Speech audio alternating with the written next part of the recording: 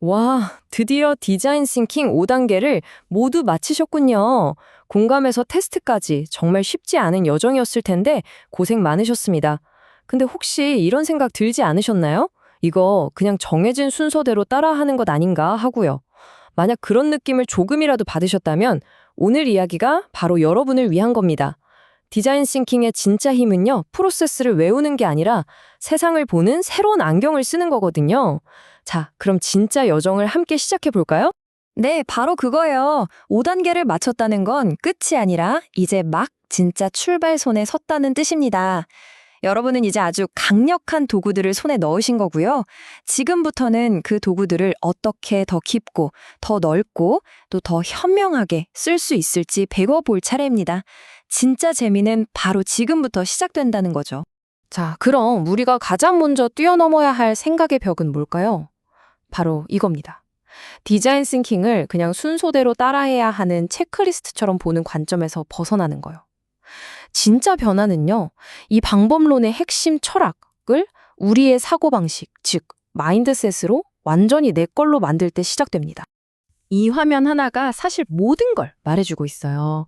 왼쪽에 있는 5단계의 프로세스는 우리가 길을 잃지 않게 도와주는 아주 훌륭한 지도 같은 겁니다. 하지만요, 진짜 중요한 건 오른쪽에 있는 마인드셋이에요.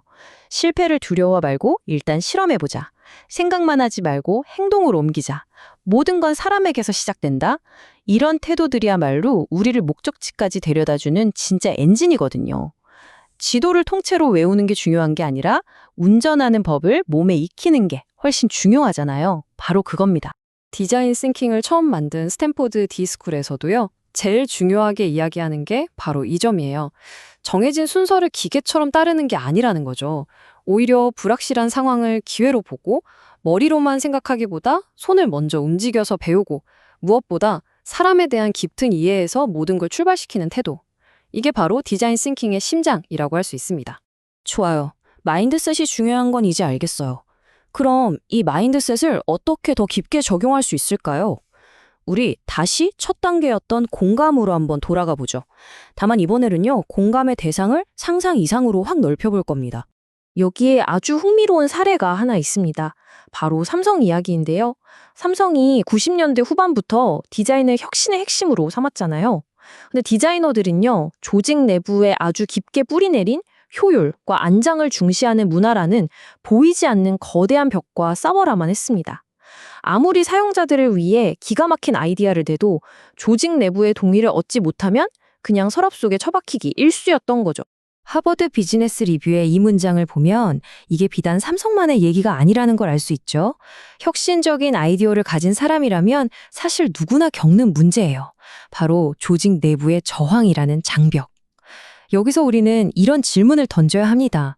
그렇다면 이 문제 자체를 어떻게 디자인할 것인가? 삼성의 해답이 뭐였을까요? 놀랍게도 바로 디자인 싱킹 그 자체였습니다. 단 아주 중요한 차이가 있었어요. 공감의 대상을 최종 고객에서 내부 동료들, 그러니까 엔지니어, 관리자, 마케터들한테로 확장한 겁니다. 그들은 왜 새로운 아이디어를 주저하는지, 그들의 진짜 목표는 무엇인지 깊이 공감하고 그들이 이해할 수 있는 언어로 미래의 모습을 시각화해서 보여줬어요. 그리고 말로만 끝낸 게 아니라 빠른 실험으로 이거 됩니다 라는 걸 직접 증명해냈죠. 이게 바로 공감의 진정한 확장입니다. 고객뿐 아니라 우리 팀과 조직까지도 공감의 대상으로 보는. 자, 다음 단계로 가볼까요? 이제는 한 걸음 더 물러나서 디자인 싱킹을 더 큰 비즈니스 생태계 안에서 바라보는 숲을 보는 눈을 길러보겠습니다. 사실 디자인 싱킹이 모든 문제를 해결해주는 만병통치약은 아니거든요. 디자인 싱킹이 가장 빛을 발하는 순간은 바로 이 질문에 답할 때입니다.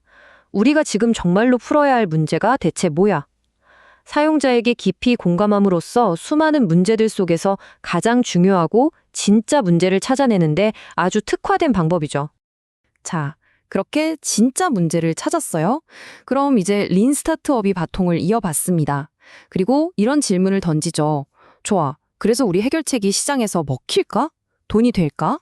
최소 기능 제품, 우리가 흔히 MVP라고 부르는 걸 만들어서 가장 적은 비용으로 시장의 진짜 반응을 테스트해 보는 겁니다. 그리고 마침내 이 해결책이 맞다라는 확신이 서면 그때 애자일 방법론이 등장합니다. 짧은 주기로 계속해서 개발하고 피드백 받고 개선하는 과정을 반복하면서 솔루션을 실제로 완성해 나가는 거죠. 보세요. 이 세 가지는 서로 경쟁하는 게 아니라 올바른 문제를 찾고 디자인 싱킹, 올바른 해결책인지 검증하고 린 스타트업, 올바르게 만들어가는 애자일, 환상의 팀플레이어인 셈입니다. 이제 다시 프로토타입과 테스트 단계로 돌아와 보겠습니다. 여기서 2단계의 목표를 딱 하나만 재정의해도 여러분의 디자인 싱킹은 완전히 다른 레벨로 올라갈 수 있습니다. 핵심은 바로 이겁니다. 프로토타입은 작동하는 멋진 결과물을 만드는 게 목표가 아니에요. 오히려 가장 싸고 빠르게 배울 수 있는 질문을 던지는 도구에 가깝습니다. 우리 아이디어가 맞았는지 틀렸는지를 증명하려는 게 아니라 이 실험을 통해 우리가 무엇을 새롭게 배울 수 있을지를 탐색하는 과정이라는 거죠. 이 관점 하나만 바꿔도 실패에 대한 두려움이 학습에 대한 설렘으로 바뀔 수 있습니다. 근데 아이디어가 막 수십 개씩 쏟아져 나오면 뭘 먼저 테스트해봐야 할지 막막하잖아요. 그럴 때 쓰는 비장의 무기가 바로 이 우선순위 매트릭스입니다. 가로축은 이걸 실행하는 데 드는 노력, 세로축은 이게 가져올 영향력이에요. 우리의 목표는 당연히 가장 적은 노력으로 가장 큰 효과를 내는 저 오른쪽 위 빠른 성공, 퀵 윈즈 영역에 있는 아이디어들부터 빠르게 실험해보는 겁니다. 학습의 속도를 최대로 끌어올리는 거죠. 지금까지 우리는 제품, 서비스, 조직에 대해 이야기했습니다. 이제 이 모든 걸 우리 삶에서 가장 중요하고 위대한 프로젝트에 적용해 볼 시간입니다.